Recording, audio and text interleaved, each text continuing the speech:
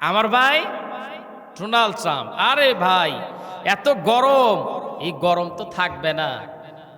Iran প্রমাণ করে দিয়েছে, এক পৃথিবী যখন এই ইহুদি বেঈমান নাসারাদের কাছে যখন তাদের পা চাটতে ব্যস্ত, ঠিক এক ইরান প্রমাণ করে দিয়েছে, এক ইরান প্রমাণ করে দিয়েছে।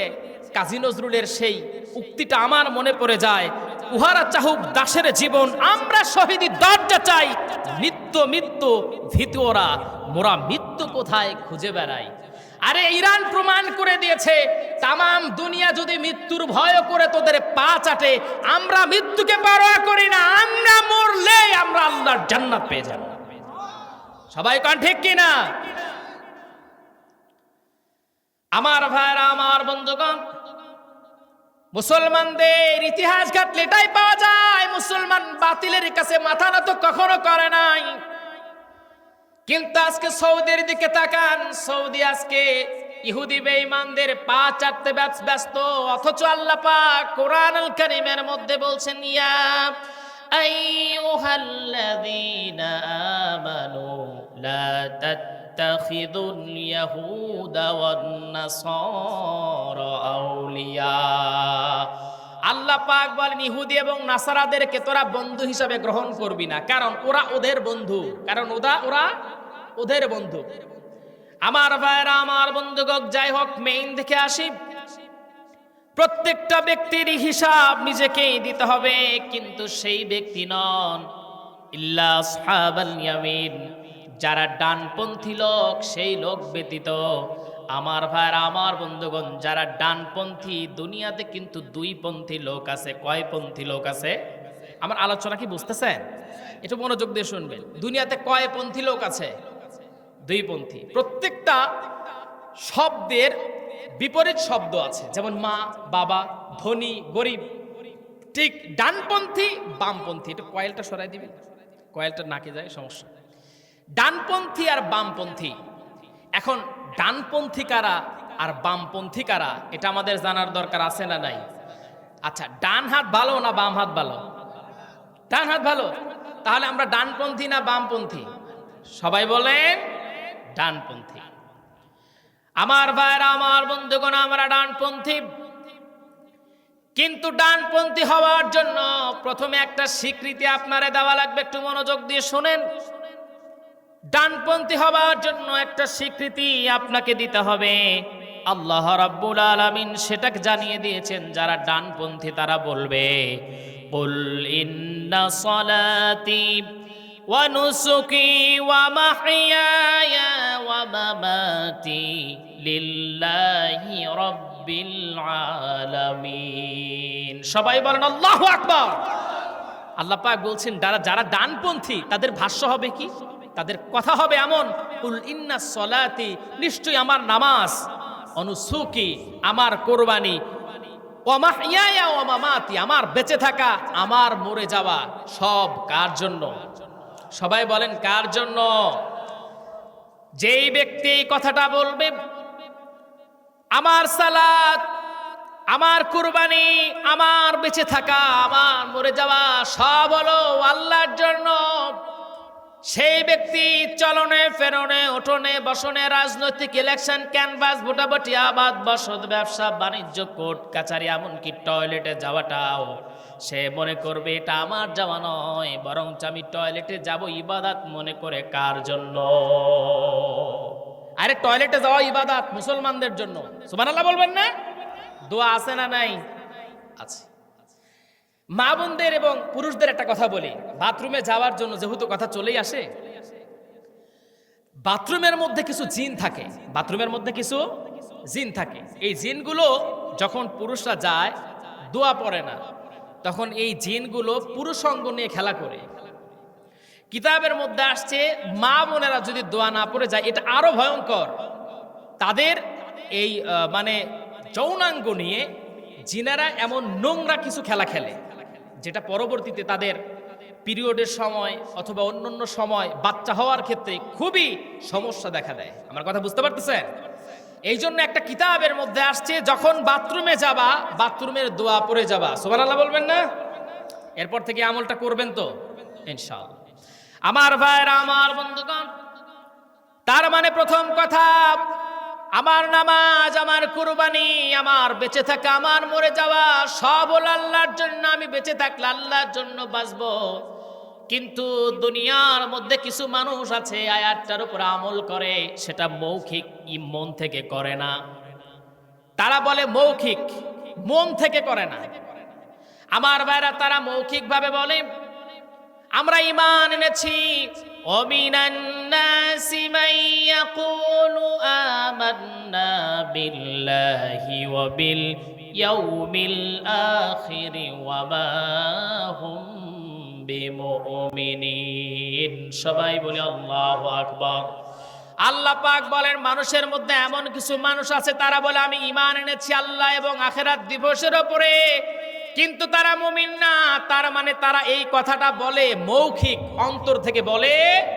আর অন্তর থেকে যদি বলে যে আমার নামাজ, আমার কুরবানি, আমার বেঁচে থাকা, আমার মরে যাওয়া সব আল্লাহর জন্য, তাহলে জনগণের গম চুরি করবে কেটা? আমার কথা বুঝেন নাই? বুঝেন নাই? ওরা যদি মন থেকে যদি সব করবে আল্লাহর জন্য, তাহলে গম চুরি করতে পারবে না, ব্রিজ চুরি করতে পারবে না, কালভার্ট চুরি করতে পারবে না, জনগণের টাকা বিদেশে লুটপাট করতে পারবে না। সবাই কোন ঠিক কিনা? আমার কথা কি বুঝতে পারতেছেন? আমার ভাইয়ের, আমার বন্ধুগণ, কিন্তু দেখেন ডানপন্থী যারা, তারা এক পা সামনে অগ্রসর, আল্লাহকে ছাড়া হবে না। আমার ভাইয়ের, আমার বন্ধুগণ, ডানপন্থী যারা, তারা সামনে যখনই অগ্রসর হবে, তাদের যতই যারা সামনে অগ্রসর হয়ে যাবে, ওই সকল ব্যক্তিগুলো তারা রব হিসাবে আল্লাহকে মেনে নিবে। আমার ভাইরা, আমার বন্ধুগণ, যেই ব্যক্তি বলবে আমার সব কিছু আল্লাহর জন্য, যেমন আপনার সন্তান আছে, আপনার সন্তান যদি বলে বাবা আমি তোমার জন্য সব করতে পারবো, আপনি তখন চিন্তা করবেন সন্তান আমার জন্য সব কিছু করতে পারবে, আমি আমার সন্তানের একটা পরীক্ষা করে দেখি। এরকম আছে না বাবা? পরীক্ষা করে। আল্লাহ পাক বলে শোন, তুই যখন বললি আমার জন্য সবাই, তোকে একটা পরীক্ষা নেই, কি বাপের ঈমান তুই তৈরি করেছিস। আল্লাহ পাক বলেন তখন আমি তোকে পরীক্ষা নেব। ওয়ালা নাবলুওয়ান্নাকুম বিশাইইম মিনাল খাউফি ওয়াল জুই ওয়া নাকসিম মিনাল আমওয়ালি ওয়াল আনফুসি ওয়াস সামারাত ওয়া বাশশিরিস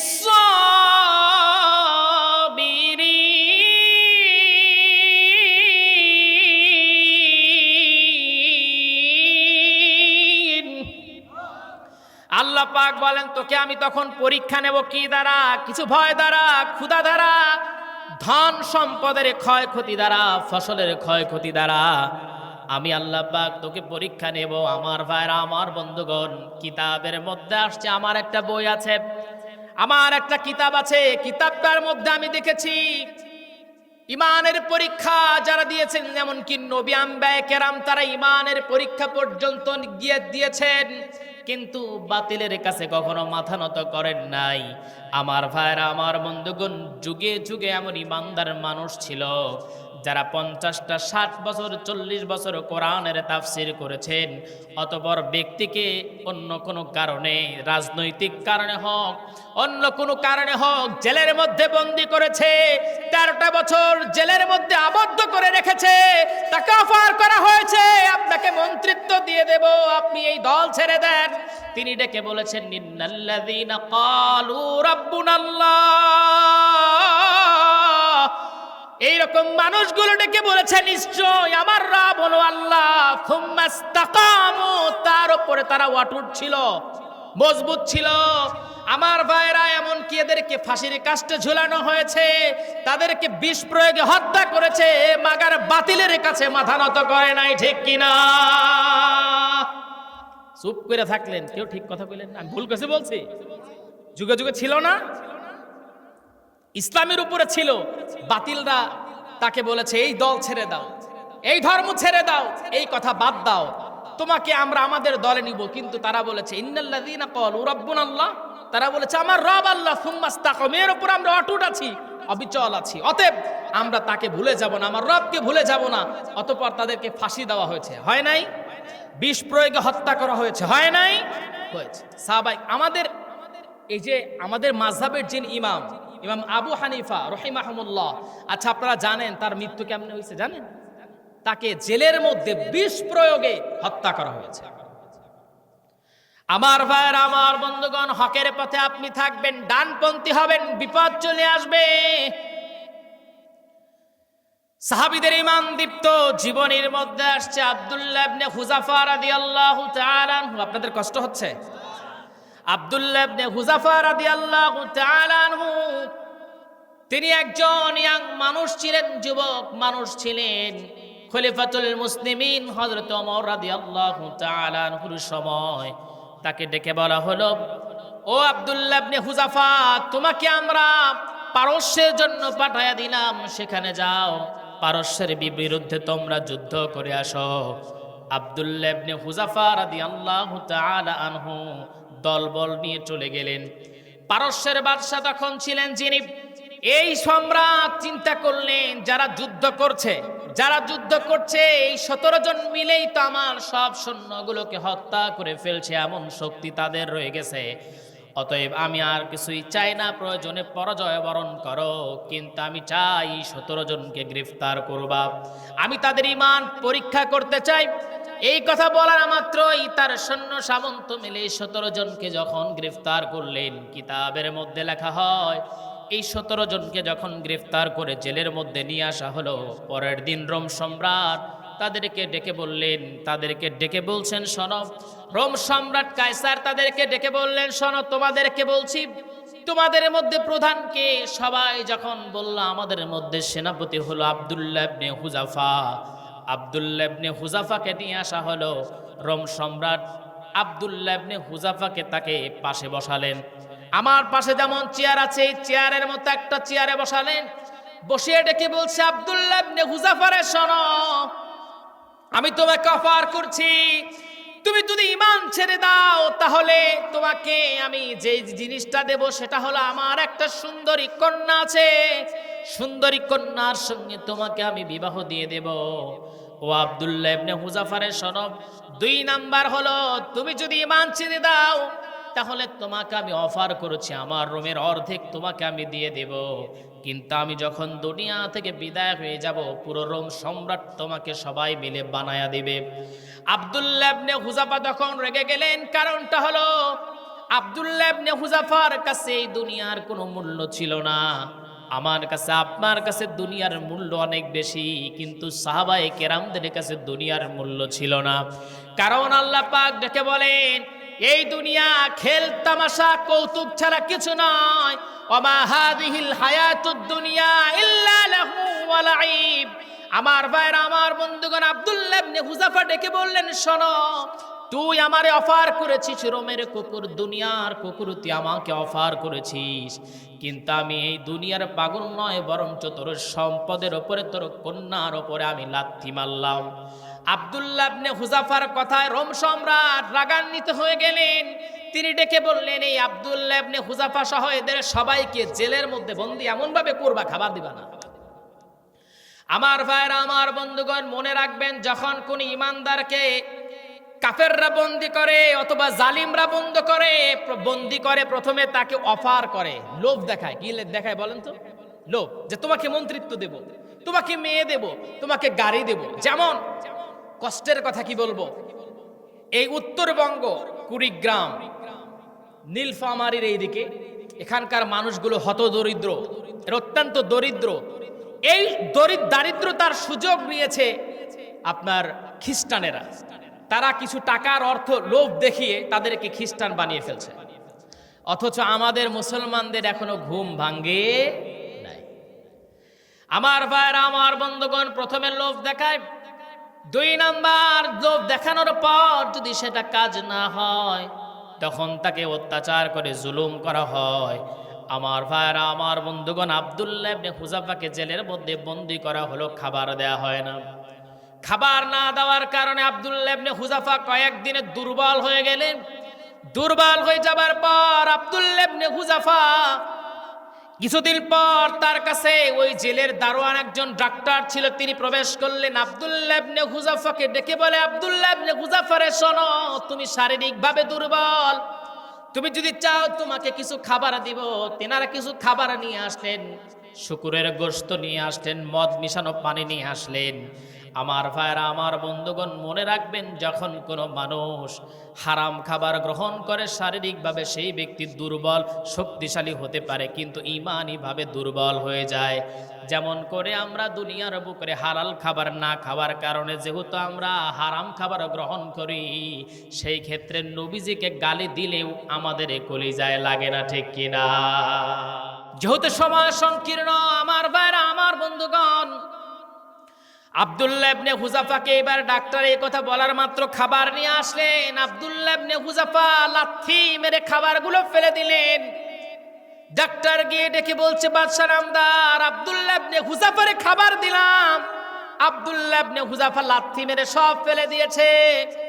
বাদশা বলে, এত ঈমান, এত তেজ, আমি ওদের তেজ দেখতে চাই। আরো রাগান্বিত হয়ে গেলেন।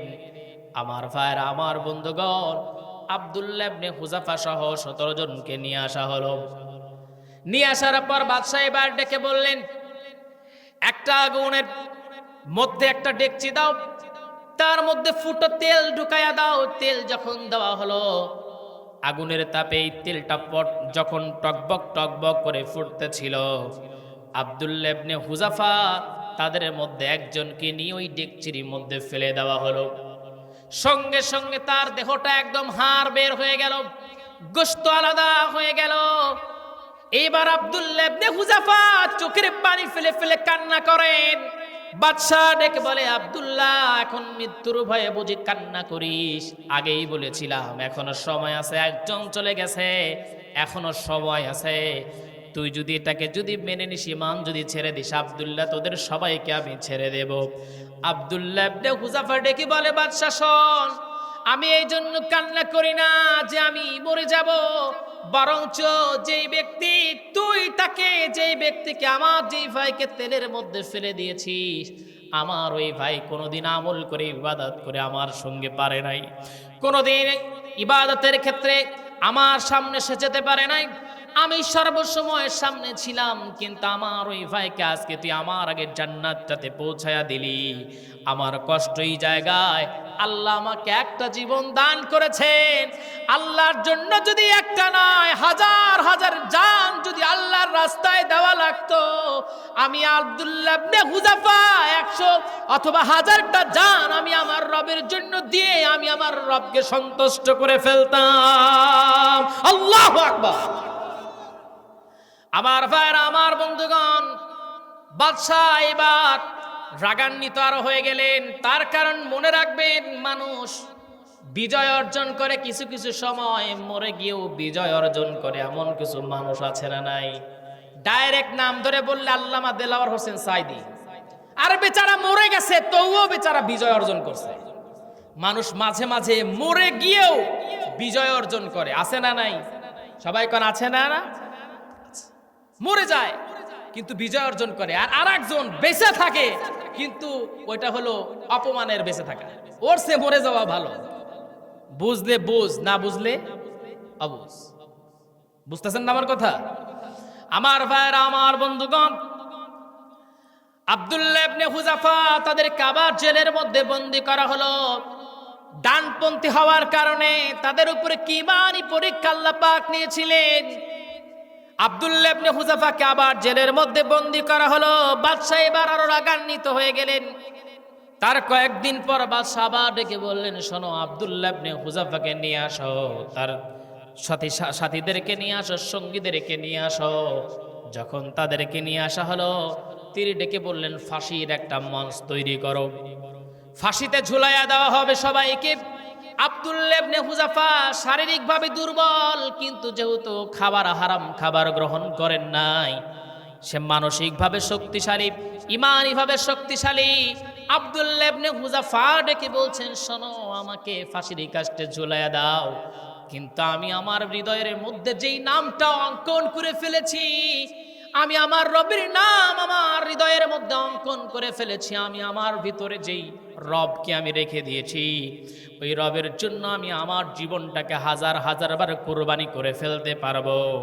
এই কথা বলা মাত্রই বাদশা দেখলে এদের কেউ যদি মেরে ফেলে দেই তবু আমার পরাজয়, জীবিত রাখলেও পরাজয়। শুধু এইবার ডেকে বললেন, আব্দুল্লাহ ইবনে হুযাফা, শর্ত আছে, তোমাদেরকে আমি মুক্ত করে দেব। ও বুঝতে পারছে এদের মেরে ফেললেও আমি বিজয় অর্জন করতে পারবো না। এইবার আব্দুল্লাহ ইবনে হুযাফাকে ডেকে বলছে, শোনো, তুমি যদি একটা চুমা যদি আমার কপালে যদি দিতে পারো, তোমরা বীরের জাত, আমার বুঝার বাকি নাই। যদি একটা চুমা যদি আমার কপালের মধ্যে লাগায়া দিতে পারো, আল্লাহর কসম করে বলছি আমি তোমাদের মুক্ত করে দেব। আব্দুল্লাহ ইবনে হুযাফা এইবার চিন্তা করলেন, কোন এক কাফেরের কপালে চুমো দেওয়ার কারণে আমি আমার জীবনের জন্য ভাবি না, বরঞ্চ আমার যদি এত কয়েকজন ভাই যদি বেঁচে যায়, এরা ইসলামের জন্য দুনিয়ার বুকে কাজ করতে পারবে। এই জন্য আব্দুল্লাহ ইবনে হুযাফা রোম সম্রাটের কপালের মধ্যে একটা চুমো লাগায়া দিলেন। তখন সবাইকে রোম সম্রাট মুক্ত করে দিলেন।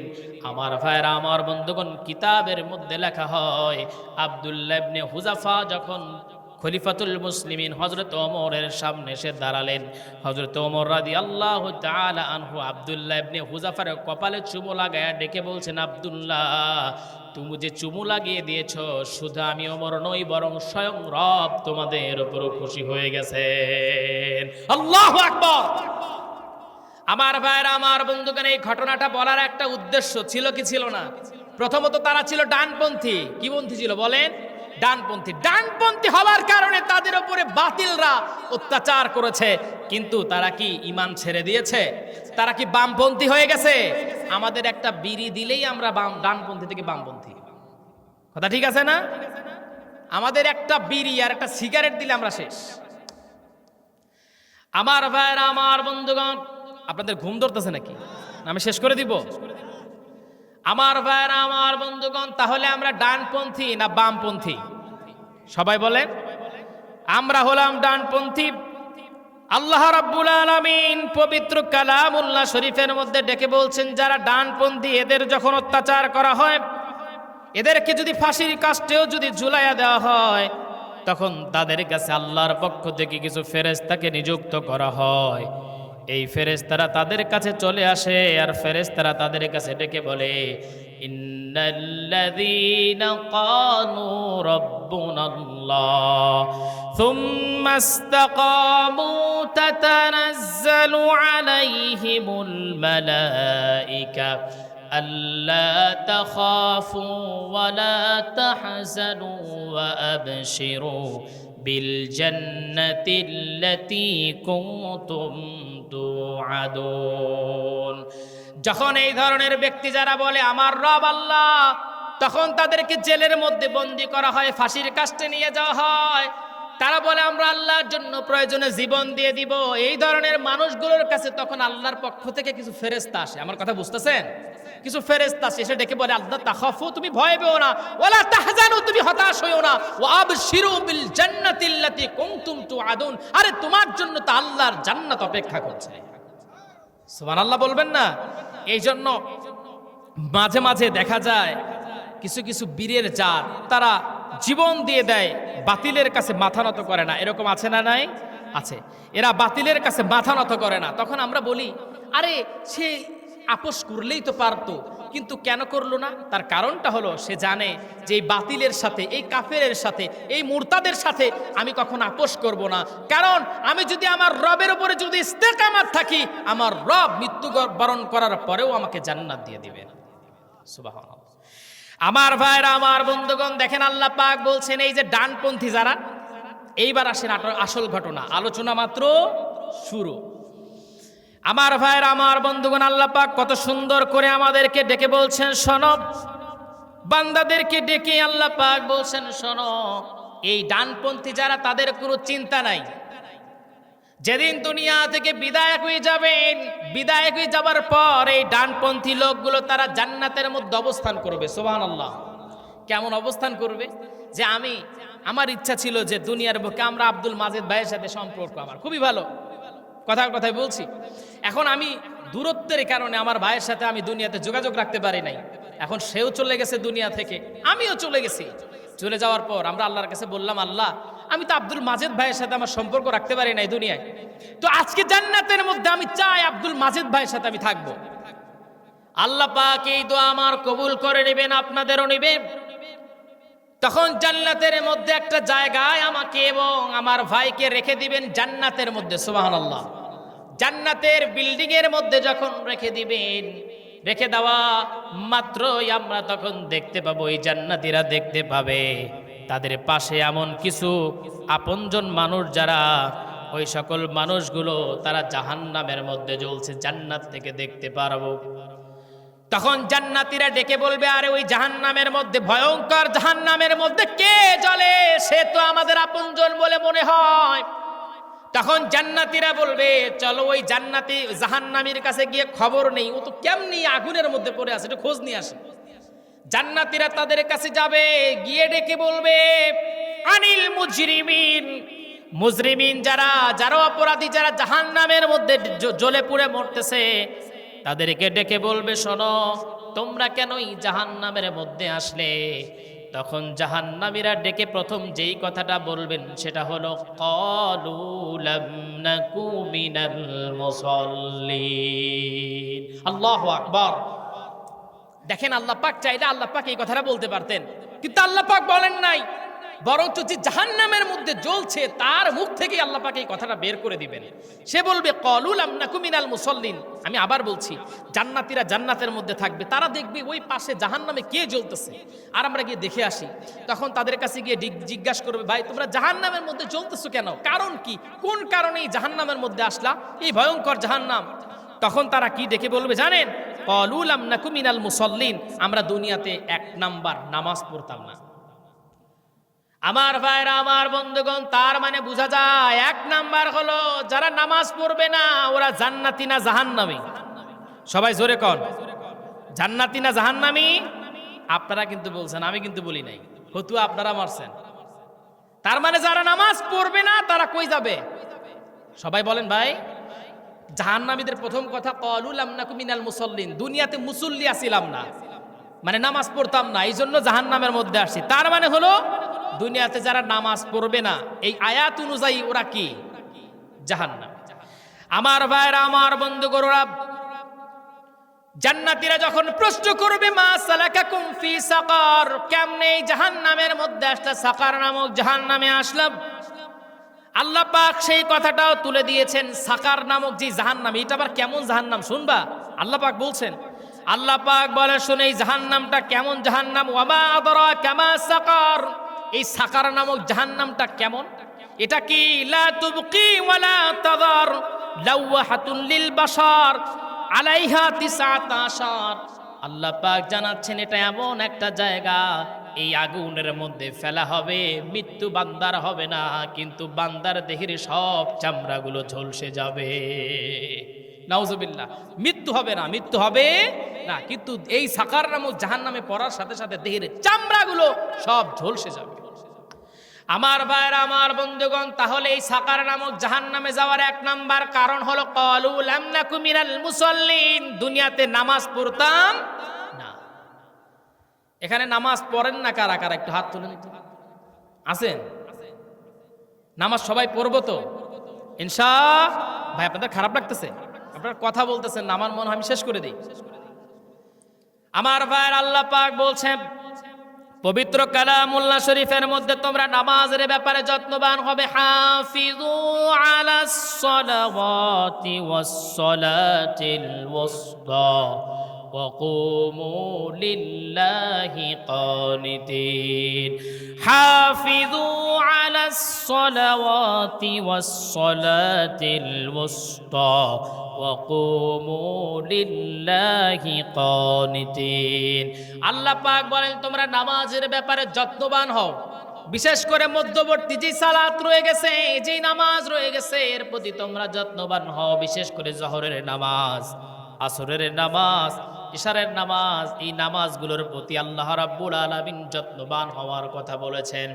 আমার ভাইরা, আমার বন্ধুগণ, নামাজের প্রতি যত্নবান যে মানুষগুলো, সেই মানুষগুলোর দাম আল্লাহর কাছে বেশি। যারা নামাজ আদায় করে তাদের দাম আল্লাহর কাছে বেশি। নবীজি সাল্লাল্লাহু আলাইহি ওয়াসাল্লামকে একজন সাহাবী প্রশ্ন করলেন।